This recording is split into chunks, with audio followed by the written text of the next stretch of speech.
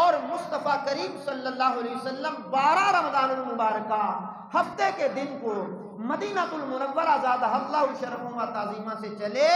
اب یہ قافلہ مدینہ المنورہ سے بدر کی طرف جا رہا ہے، جس کا قرآن میں ذکر ہے وَلَقَدْ نَصَرَكُمُ اللَّهُ بِبَدْرٍ وَأَنْتُمْ أَذِلَّةٌ فَاتَّقُوا اللَّهَ لَعَلَّكُمْ تَشْكُرُونَ.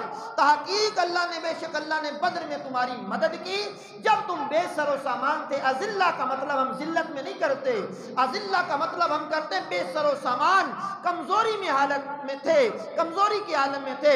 اللہ نے تمہاری مدد کی ہے. اللہ اکبر. تو اللہ سے ڈرتے رہو تاکہ تم شکر گزار بن جاؤ. اب یہ معرکہ بدر ہونے جا رہا ہے.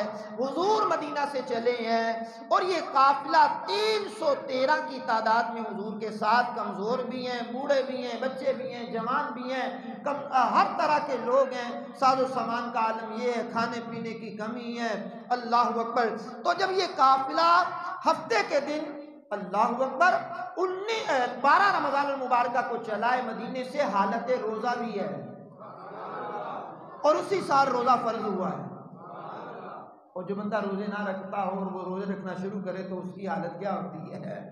اللہ کا شکر ہم تو بچپن سے ہی اللہ نے یہ عادت ڈالی ہوئی ہے.